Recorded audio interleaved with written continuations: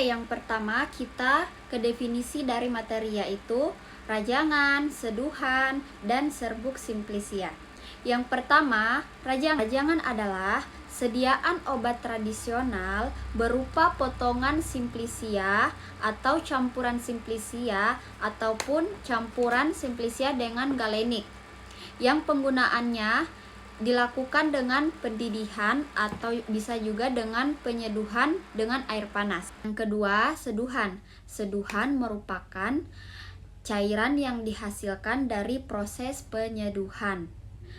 Metode penyajian atau penyarian zat aktif dari simplisia dilakukan dengan cara menuangkan air mendidih ke dalam simplisia lalu ditutup dan didiamkan selama 5-15 menit. Selanjutnya, serbuk simplisia. Serbuk simplisia merupakan sediaan obat tradisional berupa butiran homogen dengan derajat halus yang cocok. Bahan bakunya berupa simplisia atau campuran simplisia dengan ekstrak. Nah, kemudian perbedaan dari seduhan, rajangan, dan serbuk simplisia. Dapat kita lihat di sini bahwa perbedaan dari ketiga ini terbagi dari beberapa aspek, yaitu dari bentuk fisik, derajat kehalusan, penyajian, kecepatan penyarian, dan residunya. Nah, yang pertama dari aspek bentuk fisiknya. Kalau rajangan itu berupa potongan-potongan simplisia, sedangkan kalau seduhan itu berupa butiran halus atau homogen. Dan yang ketiga itu serbuk simplisia, bentuk fisiknya itu cairan hasil ekstraksi. Kemudian dari aspek derajat kehalusannya, kalau dari rajangan lebih kasar, kalau dari seduhan sangat halus mirip tepung. Kemudian dari aspek penyajian atau cara pakainya itu, kalau dari rajangan dapat direbus atau diseduh. Kemudian kalau dari seduhan dapat diseduh dengan air panas. Kalau dari serbuk simplisia, cara konsumsi atau minuman serbuk. Kemudian dari aspek kecepatan penyarian, perajangan itu lebih lambat, seduhan lebih cepat karena permukaannya besar. Kemudian dari aspek residu, rajangan itu dari residu potongan masih ada, seduhannya residu lebih panas. Persyaratan rajangan. Yang pertama, identitas yang jelas. Rajangan harus memiliki identitas yang jelas, yaitu nama ilmiah, contohnya genus, spesies, dan famili, dan nama daerah atau nama umum. Yang kedua, kualitas yang baik.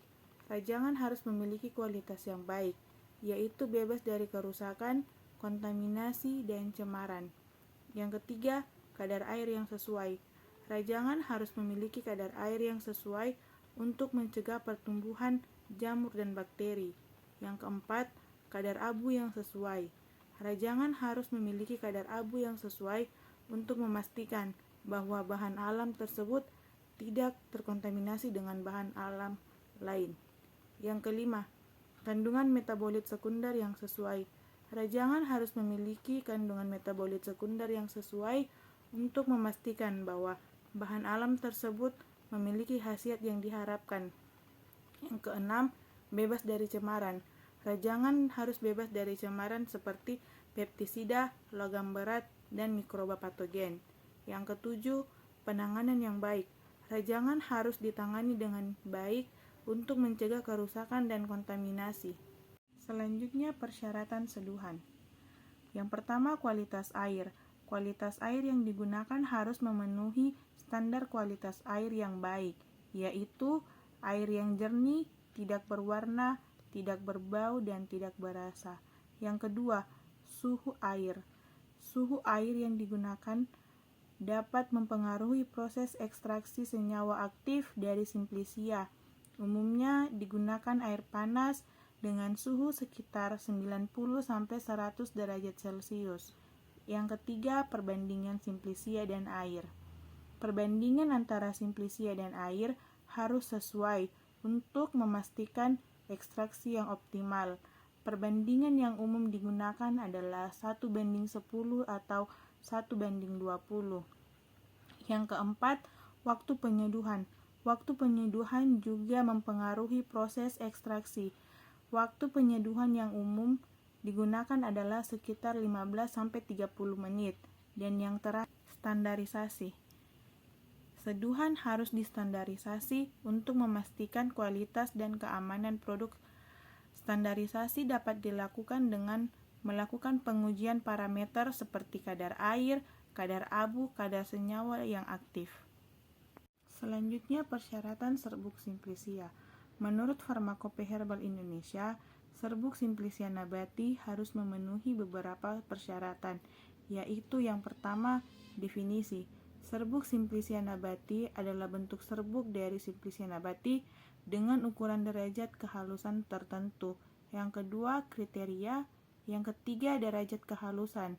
Serbuk Simplicia dapat berupa serbuk sangat kasar, agak kasar, halus, dan sangat halus. Yang selanjutnya, kandungan fragmen, jaringan, dan benda asing.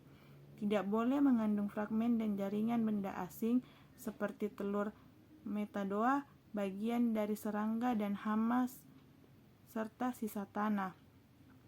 Penguji Farmakope Herbal Indonesia juga menetapkan penguji untuk serbuk Simplicia, termasuk yang pertama, pengujian mikroskopis untuk memastikan identitas dan kemurnian serbuk Simplicia. Yang kedua, pengujian kadar air untuk memastikan bahwa serbuk Simplicia tidak terlalu lembab atau terlalu kering. Yang ketiga, pengujian kadar abu untuk memastikan bahwa serbuk Simplicia tidak mengandung zat-zat yang tidak diinginkan. Adapun kegunaan serbuk Simplicia, yang pertama, penggunaan yang fleksibel.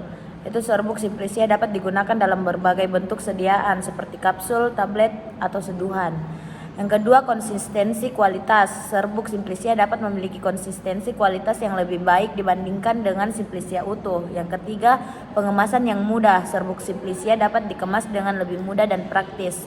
Yang keempat, stabilitas yang baik. Serbuk Simplicia dapat memiliki stabilitas yang baik jika disimpan dengan benar. Yang terakhir, penggunaan yang akurat. Serbuk Simplicia dapat digunakan dengan dosis yang lebih akurat. Contoh rajangan, seduhan, dan serbuk Simplicia. Bentuk sediaannya itu rajangan, contoh Simplicianya itu jahe, kunyit, dan temulawak. Contoh produk ramuannya itu seperti ramuan jamu godok atau rebusan. Yang kedua itu serbuk Simplicia. Contoh Simplicianya itu kunyit, kencur, jahe, kayu manis. Contoh produk atau ramuannya serbuk jahe instan atau serbuk Simplicia ekstrak atau serbuk minuman kesehatan. Yang ketiga itu seduhan. Contoh Simplicianya itu teh hijau, bunga telang, daun jati Belanda. Contoh produk ramuannya itu minuman seduhan harian atau pengobatan.